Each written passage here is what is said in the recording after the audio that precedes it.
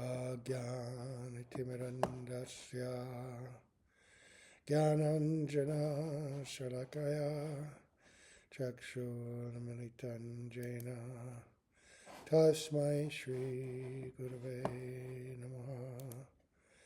Namaha Gurave Gaurachandraya Radhikaye Tadalaye Krishnaya Krishna Bhaktaya Tad Bhaktaya Namo Namaha Yam Pravajantam Anupekta Apekta Krityam Rapayano Virakatara Ajuhava Putreti Tanmayataya Taravu Binedus Tam Savabhutam Hidayam Unimanatusmi Narayanam Namaskritya Naram Chayavanarotamam Devim Saraswatam Vyasam Tato Jayamudirayat Abhaktya Vihina Parada Lakshai Keep Tatschakamari Tarangamadye Kripa Maitram Sharanam Prapanna Vrinde Namaste Charanaravindam Tave Vasmi Najivami Tvaya Vina Iti Vigyaya Radhe Tvam Nayanam Charanandike Vancha Kalpatarubhascha Kripa Sindhubhya Evacha Vatitanam Pavanebhyo Vaishnavebhyo Namo Namaha. Okay, so now we continue hearing from the Sri Navadwipa Mahatmya, and we first offer our most humble obeisance unto the lotus feet of our beloved Gurus, unto Sri Guru Pada Padmanita Leda Bhavishta Om Vishnu Padasto Tarsat Sri Srimad Bhaktivedanta Swami Mahashila Prabhupada and Sri Guru Pada Padmanita Leda Bhavishta Om Vishnu Pad Asto Tarsat Sri Srimad Bhaktivedanta Narayan Goswami Maharaj, unto our exalted Rupanuga Guru Varga, and to all the Sambhu Vaishnavas, Vaishnavis. So I don't see anything about sound. Nobody has commented. So I am hoping that it is okay. The phone is pretty close to me. Okay. And if things go awry, you should just call on the phone and then I'll see. All right. So yesterday, Sri Nityananda Prabhu was taking Sri Jiva Goswami, and we just arrived into the greater Sri Godrumadwipa, right? The village of Gati Gacha. So, let's begin with that. Swatantra Ishvara Nittai Tabe Bhakkata Sangete Chalila Jabe Gari Gacha Game Punchila Asi Tataya Asiya Kahila Hasi Godruma Namete E Dwipahoya Surabi Satata Ekana Heraya. The independent Lord Sri Nityananda Prabhu walked with the devotees and arrived at the village of Gadi Gacha. Laughing, he said, "The name of this island is Godrum. Surabhi resides here eternally."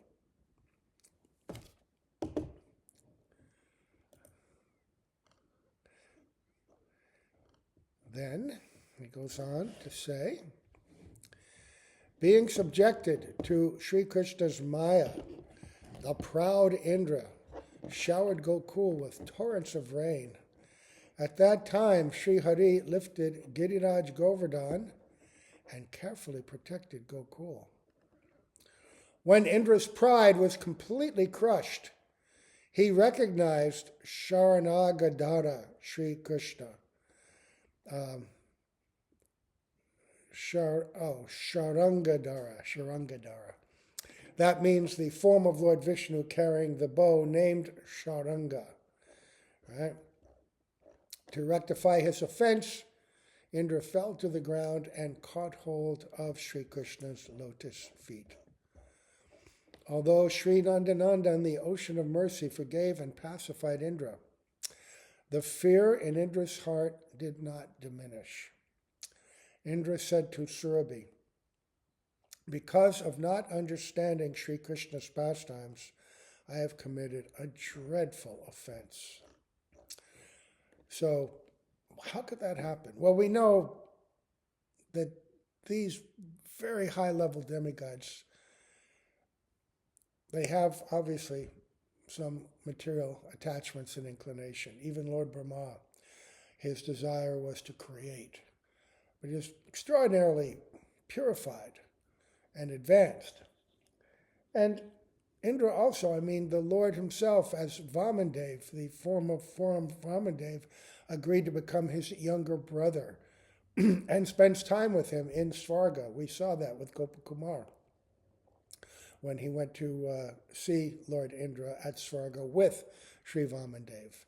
Not in his dwarf form. The dwarf form was a temporary form that he took to bewilder Bali, but then he resumed his original four-armed form.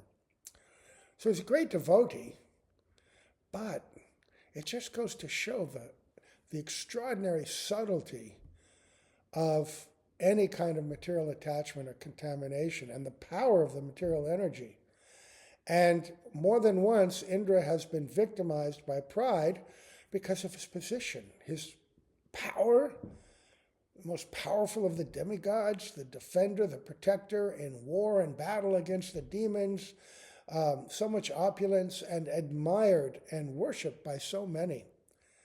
And that pride can affect you. And so Mahaprabhu says that is the thing that we have to get rid of. Turnad api, shuni chena tarodapi suhishnana, amanina amanadena kirtaniya siddhahari. Being prideless, feeling oneself very low and fallen, which the more we understand Sambandha Tattva, the more we can actually approach some idea of our insignificance in the whole scheme of things. The silly false ego causes us to be filled with so much self-importance, but it's all illusion. We're so insignificant. And so how do we develop that? Amanina manadena, learning to serve and worship others. Beginning with Sri Guru, and then the servants of Guru, the Vaishnavas, but ultimately even all jivas, not wanting to commit offense or criticize anyone. Right? Just trying to cultivate a mood of humble love and service to Radha and Krishna, to Nitai Gauranga, to the Vaishnavas, Hari, Guru, and Vaishnavas. Always serving, always serving. Very difficult. So Indra has very kindly provided us lessons by his own example, but we never criticize. We may speak of these things in order to be enlightened about the dangers of pride, of material attachment, all the things that it can produce, but we don't criticize. We don't criticize the dangers. And Narottam Das Thakur, Raghunath Das, also explains in his Srimana Shiksha how dangerous is pride. Right? Pride, people look to acquire reputation and worship and admiration from others. And we get a sense of great pleasure from that when people praise us, right? When we hear our name, our ear perks up. Oh, yes, it's speaking very nicely about me. And there is a form of pleasure there. But Raghunath Das says that kind of pleasure is equated to someone who wants a nice warm bath and they stand in the shower stall and they take a bath in warm donkey urine. And they're thinking they're becoming cleansed. And the warmth of the donkey urine, it feels very good on their skin, they think. but actually it's so detestable and burning and nasty. And really, that's what material pride and reputation is. It's very nasty, degrading to the soul. The greatest personalities are so humble, and that makes them loved by all. Loved by all. So, so Indra spoke to Surabhi, because of not understanding Sri Krishna's pastimes, I have committed a dreadful offense. I have heard that in Kali Yuga, Sri Brajendranandan will perform his astonishing pastimes in Navadwipa.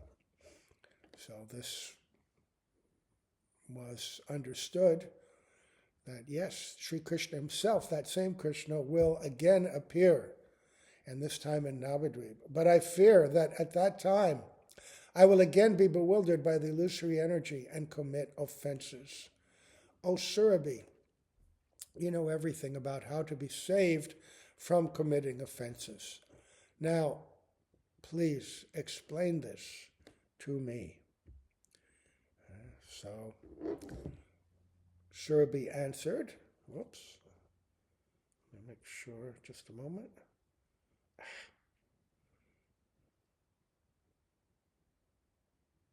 Now, I'm just checking. The sound is bad. All right. It may be the internet. I don't know.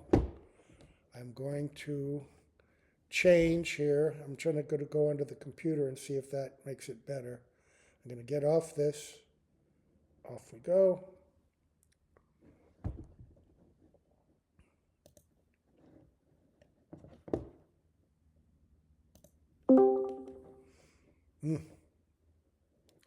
So let's see. How about now? Better. Okay, I'm on the computer.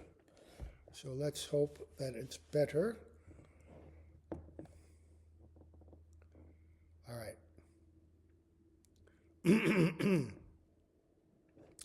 So he's begging assistance from Surabhi, the goddess of the material planet Goloka, where the Kamandenu race of mystical cows lives.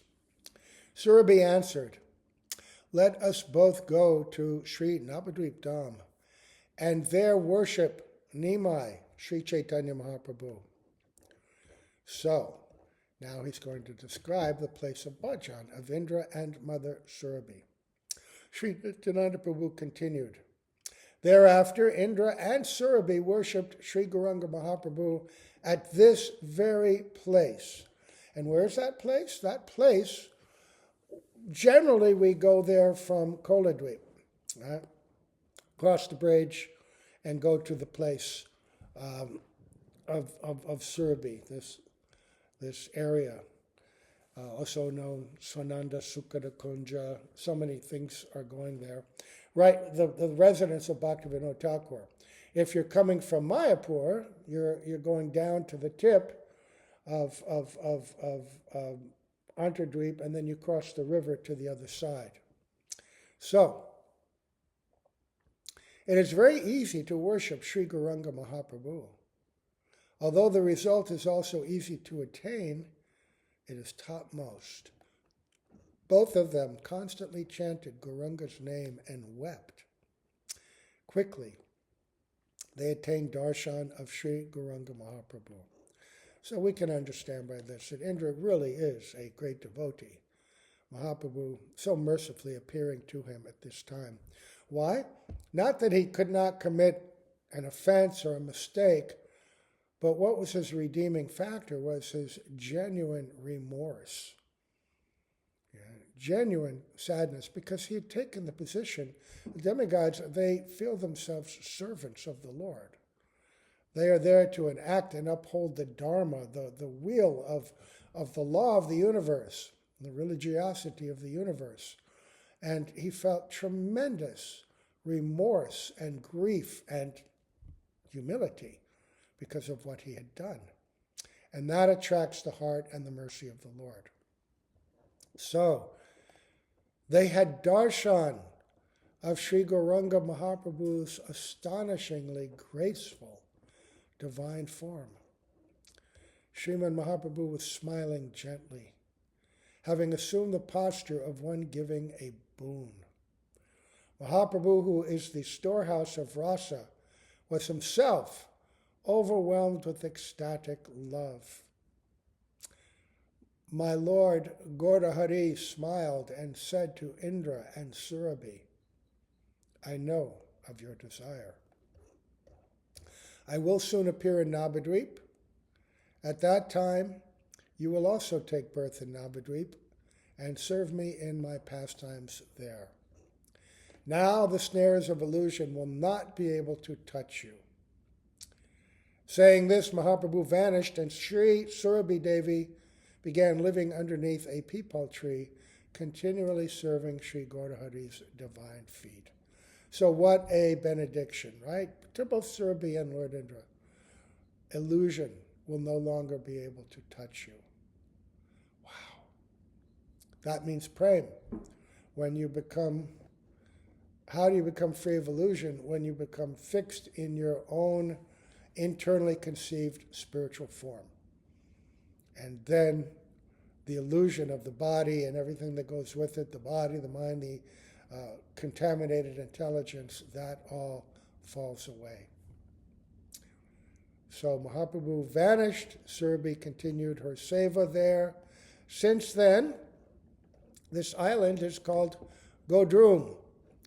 All the desires of the devotees are fulfilled here. So Go means cow and Druma means tree. The island where a cow resides beneath a tree. Right?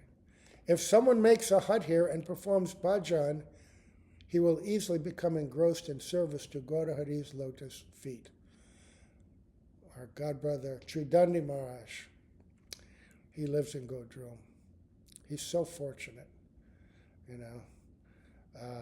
I feel so unqualified. I love Godrum. To me, it's my favorite place in all of Navadwipa. You know, Bhaktivinoda Thakur's place is there. We're going to hear more about Godrum shortly. But just the current condition of it also. It's not so developed. It's very peaceful, very wonderful there. And so much extraordinary mercy is available in that place. It's just so favorable for bhajan. And it says if someone makes a hut here and performs bhajan, he will easily become engrossed in service to Sri Gaurahari's lotus feet. My thought is that sometime or other, maybe when I'm old, how old, who knows, when we're going to leave, but to be in Godrum and maybe also sitting under one of these sacred trees and doing bhajan. And then when it's time to leave the body, just fall into the Jalangi, the Saraswati, and be carried out into the Ganga, and that body carried off to wherever it goes, and my soul go to wherever Mahaprabhu is in his pastimes, right? Or perhaps wherever our Guru is at that time. Of course, they're always with Mahaprabhu as well. But whatever our destination, just something more than now. Something much more evolved and free from material affliction and distraction and engrossment. So, now he's going to tell the story of Markandeya Rishi and his arrival in Godrumadwipa. Once, this famous story, Markandeya Rishi, the son of Mrkanda, had come to this island at the time of universal devastation. His story is truly wonderful because Markandeya Rishi had received a benediction to have a lifetime as long as 7 kalpas, or days of Lord Brahma. He had faced a sorrowful situation at the time of devastation. So sometimes kalpa means there's different, it can be like 4 yugas together, or it can be, I also believe it can be the length of the life of a Manu. But here it's saying day of Brahma. So that's a very long time. And so at the end of one day of Brahma, when he goes to sleep, there's a gigantic devastation. And the whole universe becomes filled with first fire, sometimes it's fire, and then water flooding everything. So, although the sage had received a lifespan of 7 kalpas, he had to face great danger at the time of devastation because every place became inundated with water. The sage began searching for somewhere to stay. As he was carried away by the water, he thought, alas, alas, why did I ask for such a boon? Only Sri Navadwipa Dham, extending 16 kroshas, right, 32 miles, remained to give shelter to the devotees, while all other places became inundated with water. Tossed about in the waves, the sage became unconscious. Okay, so he was being tossed, sometimes under the water, sometimes above the water, just tormented by this situation. Still alive, not dying because of the boon, but undergoing so much torment. And so then he became unconscious, and then Surabhi saw the sage floating in the water. Out of mercy, she carefully lifted him out of the water. Upon regaining consciousness, Markandeya Rishi beheld the amazing Godrumadwipa. He saw that it extended for 2 billion miles, and that it was beautified by countless flowing rivers and waterfalls. It says, Shata Koti Krosha Vishtarastan Nadanadi Shobha Prakashaman. So they've translated that like 2 billion miles. Just extraordinarily beautiful place. A variety of lush green trees and creepers adorned this place, and the birds sang the glories of Sri Godhari. He saw a peepal tree that extended over 8 miles, under which Mother Surabhi was sitting. The sage, afflicted by hunger, said to Mother Surabhi, "O Bhagavati, please save my life. Please remove my distress by feeding me with your milk." The compassionate Surabhi gave her milk to the sage to drink. Having regained his strength, the son of Markanda again spoke to Surabhi. "You are Bhagavati. You are my mother. Your illusory energy is spread throughout the entire universe." So here he's saying that she is an expansion, or like Mahatmya. And your mother, because, well, she's given him the nourishing milk. This is what a mother does. But Mahatmya is the mother of the universe, the material universe. Without thinking properly, I asked for a boon to remain alive for 7 kalpas. But, oh, Mother, the time of devastation is fraught with much distress and trouble, and therefore completely devoid of happiness. Oh, Mother, what shall I do? Please be merciful and tell me how I can be freed from this unhappiness. After hearing his words, Mother Surabhi answered, "Stay here and worship Sri Godhari's lotus feet. This Navadwipa is beyond material nature and is therefore never destroyed. Although the material eyes perceive it as extending for 16 koshas, this supreme realm of Vaikuntha is eternal and completely faultless. Here, space and time are always above material existence, and no one here knows anything about the material illusory energy. So Navadvipa Dham, like Vrindavan Dham, has its prakat and aprakat quality. The aprakat, the transcendental, is completely outside of any material influence or limitation. Right? But conditioned souls only see the covered form, the Dham covered by a thin film of material illusion. But Markandeya Rishi was blessed to see Navadwipa as it is, and the transcendental Dham. So she continues and says, please behold this wonderful Navadvipa Dham. It is surrounded on all sides by the virtuous river Viraja. And what is that? That separates the material from the spiritual. Right? This is that Mahavishnu is on the other side of this Viraja. Right?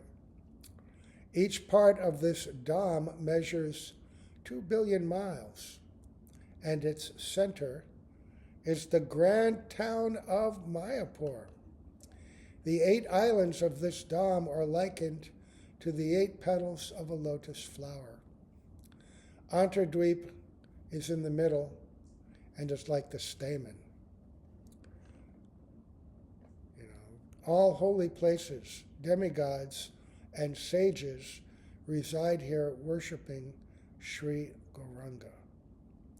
O Markandeya, you also should take shelter of Sri Gauranga Mahaprabhu's lotus feet, knowing them to be the only true wealth. Completely give up the desires for sense enjoyment, bhukti, liberation, mukti, etc., and take shelter of pure bhakti dharma. Because many of the sages in the universe are those ones residing in Janaloka, Tapaloka, they are not blessed with full understanding of bhakti, fully developed understanding of serving the Bhagavan, Supreme Personality of Godhead, in rasa, with a sense of being a servant or being a friend or being a parent or beloved. They're absorbed on a form of shantaras, right? And even, just worshiping Paramatma and enjoying the benefits of the mystic siddhis, the long life, the freedom from all gross material pleasures, but not being generally immersed in the depth and the beauty of love of God. And now, this Markandeya Rishi, by the mercy of Surabhi and Gauranga, is being given this extraordinary opportunity. And she's saying, by worshiping Sri Gauranga Mahaprabhu, you will quickly attain the fruit of Madhura Prem. This is the topmost. Madhura can mean Shringar Ras, but all Braj, all the Prem of Braj is infused with Madhura, with sweetness.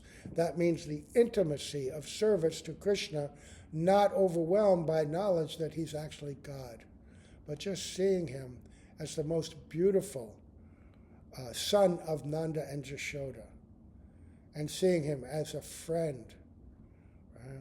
As a beloved, as a son, the sinecure of everyone's eyes, of everyone's heart, the most beloved in all Vrindavan. So, the one who gives pleasure to all the inhabitants, and especially to Srimati Radhika. When prem appears in someone's heart, it drowns him in the nectar of Sri Krishna's various loving pastimes. He will attain the shelter of Sri Radha's lotus feet in Braj, and his heart will always be immersed in service to the divine couple. Listen to this benediction, this definition. Let's read this again. This is Bhaktivinoda Thakur calling out to all of us through this extraordinary narration, being told by Nityananda Prabhu to Sri Jiva Goswami, and being told by Surabhi to Markandeya Rishi.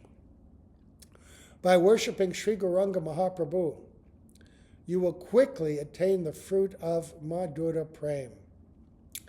When Prem appears in someone's heart, it drowns him in the nectar of Sri Krishna's various loving pastimes.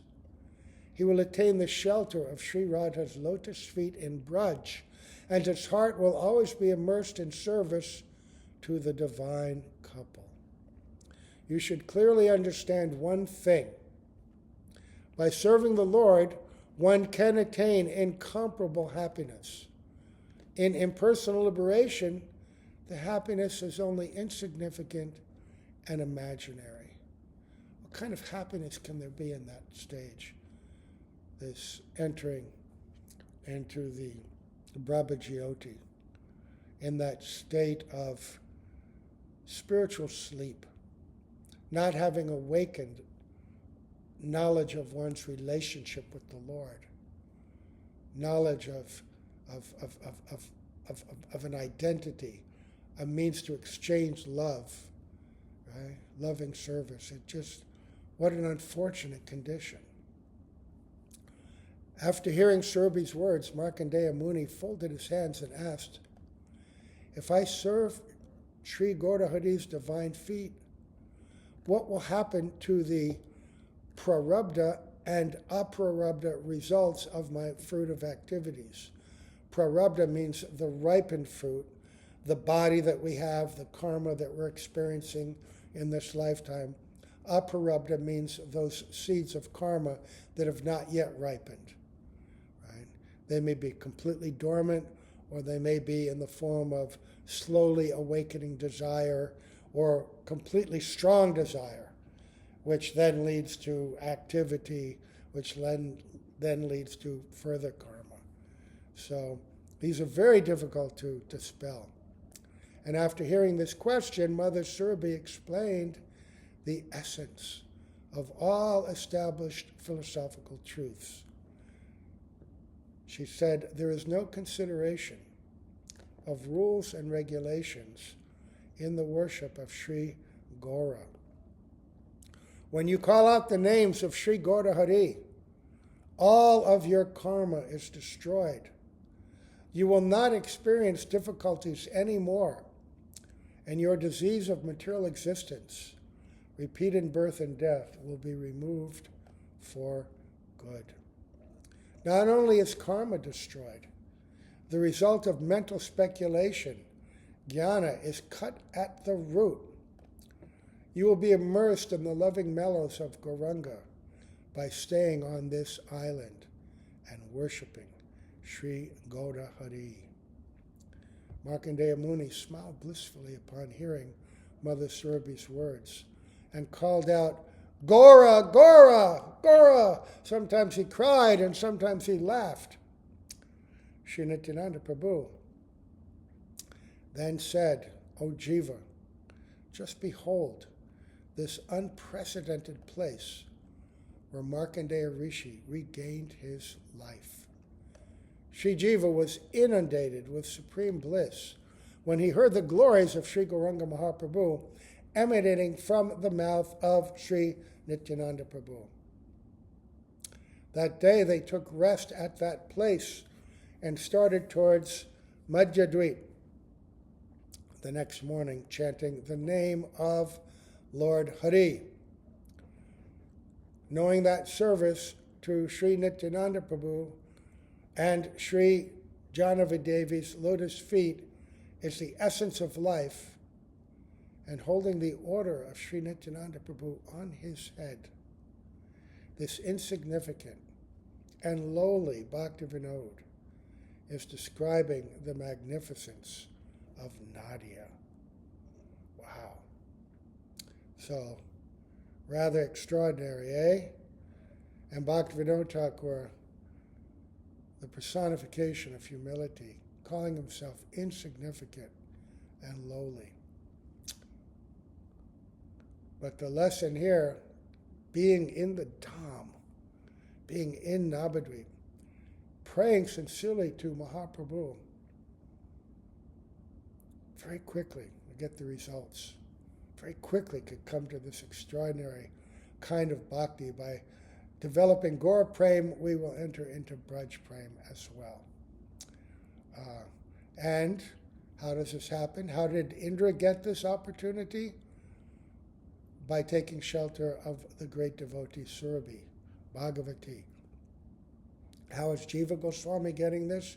By taking shelter of Nityananda Prabhu, who is non-different from Mahaprabhu, but also Akhanda Guru, Tattva, the very personification of Guru. And Bhaktivinoda Thakur is passing this extraordinary story and Tattva to us. So what's going to happen? We hear this with some desire for sincerity, some desire for greed. It is being planted, and it will grow very quickly. So, let's see. There's a lot of different places to go. We only have a little bit more time today, and so what I'm going to do is I'm going to skip to Vidyanagar. I can just choose. If we can only hear a few more, what are we going to hear? So I'm going to go to Vidyanagar because that's a very great place. Let's see. And there's some really wonderful stories there. Let's see. Is this it? Yes. The history of Sri Vidyanagar, situated within Navadwipa. Yeah, okay. Okay.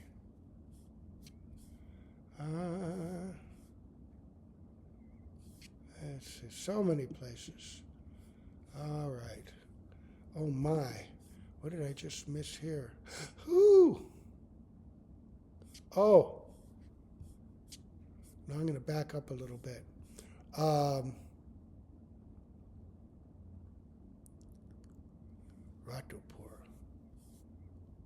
Chapter 12. Chapter 12. Okay. Jai, Jai. Jai Sri Chaitanya Chandra, Jaya Prabhu Nityananda, Jaya Dvaita Jaya Gadadhara, Sri Vasari Bhakta Jaya, Jaya Jagannatha Laya, Jaya Navadwipa Dhammavara. All glories to Sri Chaitanya Chandra, all glories to Sri Nityananda Prabhu, all glories to Sri Advaita Acharya and Sri Gadadhar Pandit, all glories to Srivas and the other devotees, all glories to the house of Sri Jagannath Mishra, all glories to the topmost of holy abodes, Sri Navadwipa. All the devotees got up early in the morning, lovingly calling out the names of Sri Gauranitai, together with Sri Nityananda Prabhu. They proceeded onward. Oh, from Campahatta. All right, I'm gonna have to read that tomorrow. Or maybe I could just back up a little bit. Let's see. Oh, Samudra Gangasar. Oh goodness, I got to go to Campahatta. I got to go there because that's an amazing place. Okay. And then we'll continue. From Samudragad. Samudragad is that place of that great pastime with Bhima and Samudra Sen. But we're going to be going from there, and we're going to Campahatta Gram. So Sri Nityananda Prabhu proceeded to Campahatta and took rest in Dvija Vaninath's house. In the afternoon, while touring Campahatta, Sri Nityananda Prabhu said, "Listen, O son of Balabha, Jiva, previously there was a grove of champak flowers here. This place is a part of Kandiravan of Braj and appears most beautiful. There's a mat there, a Gaudiya mat, and they're beautiful deities of Sri Godruma. It's a large enclosed place, big field, champak trees all around, and we will sit there and hear this katha. And it's also the place where Jayadeva Gosvami lived, and very nearby is the house of the family, the parents and all of Premananda Prabhu. We would often, when we were on Parikram, we would go there for lunch, right? So, Champakalata Saki daily used to pick champak flowers here and string them into garlands. She used the garlands in the service of Sri Radha and Krishna. As the age of Kali progressed, gardeners came to this champak forest and collected flowers to their full satisfaction. They set up a market, a hatta here, and began to sell champak flowers, and the people living in nearby villages began buying flowers from them. Since then, this place has been known as Sri Campahatta. The common name of this charming place is Campahatti. And there's a history about Jayadeva Goswami. When Sri Lakshman Sen was the king of Nadia, Sri Jayadeva, the crested jewel of poets, resided in Navadwipa as his subject. Sri Jayadeva, whose mind was fixed and peaceful, built a cottage on the banks of Balala Dirghika and lived there with his wife Padma. While living there, he composed the hymn named Dash Avatar. At some point, that hymn came into the hands of King Lakshman Sen. The king recited the hymn with great pleasure, and after the recitation, he inquired from his ministers about who had written this hymn. Govardhanacharya, who was present in the assembly, replied, "The great poet Jayadeva is the author." The king asked where the poet Jayadeva lived. Govardhan replied that he lived right here in Navadwipa. Hearing this, the king secretly found out where Sri Jayadeva lived. At night, the king disguised himself as a Vaishnava and came to Sri Jayadeva's cottage. He paid his respects and sat down to one side. So he wanted to approach Jayadeva Goswami in a humble way, right? Just as in Mahaprabhu's time, when King Maharaj, not Purushottam John, oh God, how can I? Anyway, it'll come to me.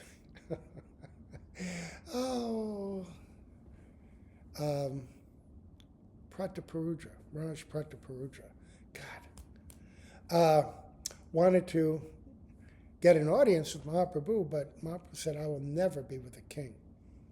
I'll never be in the presence of a king." And the more his associates tried to convince him, "Oh, this is Prataparudra Maharaj, he's very pious, great devotee. No, and if you keep insisting, I'll leave and you can associate with him."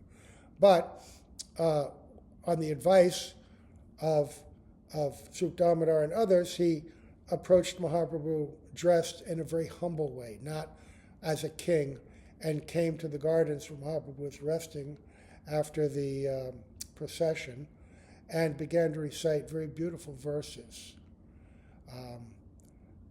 And for the pleasure from Gopi Geet. And Mahaprabhu was so overwhelmed hearing those that he began to humbly massage Mahaprabhu's feet. And then he captivated the heart of Mahaprabhu. And so the king also came in a humble way. When Ramananda Roy came to meet Mahaprabhu at night for their confidential talks, he also dressed very simply, not in the garments of the great governor of South India. So this king, Lakshman Sen, he understands that, this is a great devotee. What is a king compared to a devotee? So he came very humbly dressed, and he paid his respects and sat down. But Jayadeva, a great devotee, so he understood that the king had come dressed as a poor Vaishnava. After a short time, the king revealed his identity, and he begged Jayadeva to come to his palace. But the highly intelligent Jayadeva was completely without material attachments, and therefore did not agree to go to the house of a materialist. Sri Jayadeva, a one-pointed devotee of Sri Krishna, said, "If you persist like this, I will leave your kingdom and go elsewhere." King said, I'll come to my place, I'll build you a beautiful cottage outside, you can just continue to do your writing, I just want to be near you and hear your recitations. But he said, no, I don't want to be anywhere near that environment. And why would you? This Campahatta is such a beautiful place, right? And he was happily doing his bhajan and writing beautiful poetry. So, Jayadeva said, association with materialists never brings any auspiciousness. I will cross the Ganga and go to Nilachala, Jagannath Puri. And it said in the footnotes that Lakshman Sen, he was also a devotee of Krishna, which is why he appreciated Jayadeva Goswami's poetry so much. And he had the qualities of humility, mercy, respect for others. And he was free from false prestige, his pride. And so he is very humbly asking these things. So the king said, "O Prabhu, please hear my words. Please be merciful and do not leave Sri Navadwipa. O Lord, have mercy upon me. Kindly make some arrangement by which your words come true and my desire will be fulfilled. Across the Ganga there is an enchanting place called Campahatta. Please stay there, at least for 1 or 2 years." Oh, so he wasn't in Campahatta yet. Okay, all right. So he was on the same side of the Ganga as the king. "I will not come there of my own accord. Only if you wish me to come, I will go there and take darshan of your lotus feet." So, devotee's merciful. And after hearing the words of the king, the great poet Jayadeva agreed and immediately said, "Although you are a king, a materialist, and this kingdom is yours, you are a devotee of Krishna, and you are not bound by the shackles of the material world. I called you a materialist only to test you, and you tolerated my words, even though you are a king." Right? Ordinarily, a king is very prideful, and if they're insulted, they get very angry. But this king did not. He became more humble. "I have therefore understood that you are a pure devotee of Krishna. Although you are surrounded by worldly enjoyment, you are fully detached. I will live in Campahatta for some time. You can come secretly to see me, leaving behind your royal opulence." The joyful king ordered his ministers to have a suitable house constructed for Sri Jayadeva in Campahatta. The poet Jayadeva stayed in that place for some time and performed Krishna bhajan according to the process of spontaneous devotion to Sri Krishna, Rag Marg. So he says in the verse, "Tatta Jayadeva Kavira Hedina Kata Sri Krishna bhajana kare Raga Marga Mata Rag Marg." Sri Padmavati Devi would pick and bring many champak flowers, which Sri Jayadeva would use to worship Sri Krishna, the son of Nanda Maharaj. Sri Jayadeva's worship was full of prema. One day, he noticed that Sri Krishna's complexion resembled that of a champak flower. His beautiful complexion of molten gold was very charming, and his extremely beautiful lotus face even put to shame the beauty of millions upon millions of moons. His hair was curly, and a flower garland decorated his neck. His arms were long, and the splendor of his form illuminated Sri Jayadeva's leaf-thatched hut. Seeing the form of Sri Gauranga, the best of great poets swooned, overwhelmed with prema, and tears began to flow from his eyes. Sri Padmavati Devi also lost consciousness on beholding that form of the Lord and fell to the ground. Sriman Mahaprabhu lifted both of them up with his lotus hands and mercifully spoke the following sweet words. You are both my devotees and of noble nature. Therefore, I desire to give you my darshan. Very soon, I will take birth here in Nadia from the womb of Mother Shachi.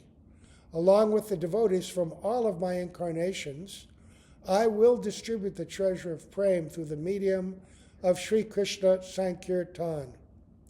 At the age of 24, I will accept the renounced order of life, and then, without doubt, I will reside in Nilachala, Jagannath Puri.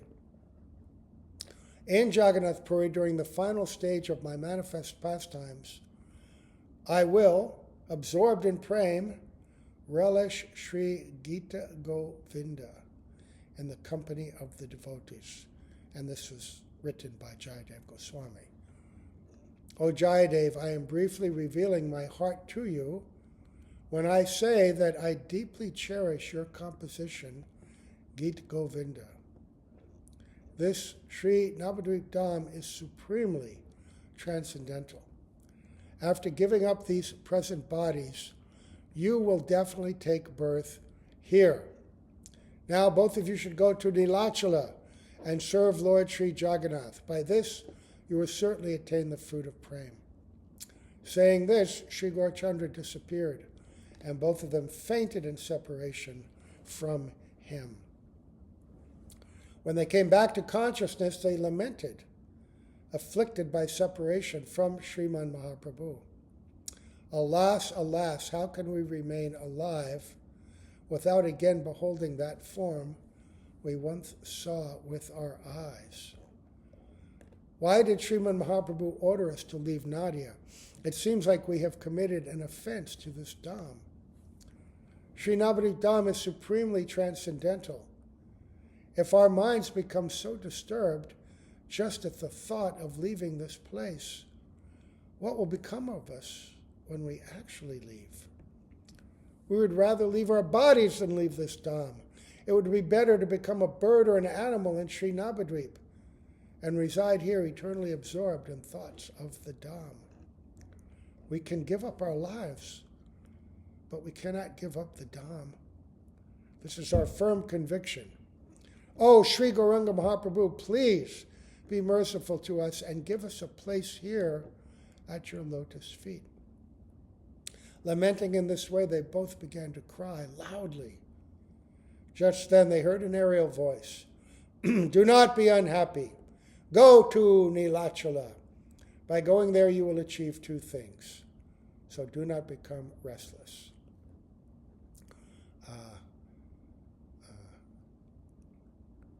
So, some time ago, both of you were thinking of residing in Nilachala for some time. Sri Jagannath, the best friend of the inhabitants of the world, has fulfilled your desire, and he also wants to see you. After pleasing Sri Jagannath, you both will give up your bodies, and in the next birth, you will again come to reside here in Navadvipa.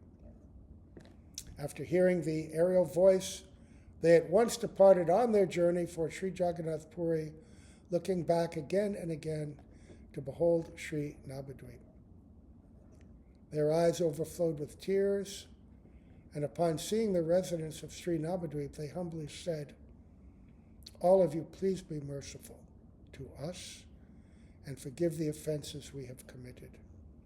They traveled very far, constantly looking back at the Sri Navadvipa Dham, which is like an 8-petaled lotus flower. They continued on until they could see Sri Navadvipa no more. weeping as they crossed the land of Goda. After some days, they arrived in Nilachala, where with hearts full of joy, they had darshan of Bhagavan Sri Jagannath. Sri Nityananda Prabhu said, O Jiva, according to the elders of this place, this highland is indeed Sri Jayadeva's place. Upon seeing the place of Sri Jayadeva, Jiva, out of prem, rolled in the dust and wept. Sri Jiva said, Blessed is Sri Jayadeva Kavi. Blessed is Sri Padmavati Devi. Blessed is Sri Gita Govinda, and blessed is divine attachment to Sri Krishna. O Lord, Sri Jayadeva attained the ocean of divine love. Please be merciful to me and let me taste just one drop of that ocean. Saying this, Sri Jiva began to roll in the dust of Sri Nityananda Prabhu's lotus feet. That night, they all stayed at Sri Vaninath's house. Together with all his family members, Sri Vaninath served Sri Nityananda Prabhu. Desiring to attain the cooling shade of Sri Nityananda Prabhu's and Sri Janava Devi's lotus feet, this destitute and lowly Bhaktivinoda sings the glories of Nadia. Ooh. Okay, then the next chapter is a short chapter, Rutradweep, where the Radhakunda Braj is. So we'll read that short chapter tomorrow, and then Vidyanagar, and maybe Mamagachi, Godrumadwipa. A lot went there. So we'll stop here. I hope the sound was okay. It was on the computer. I'm going to end this here.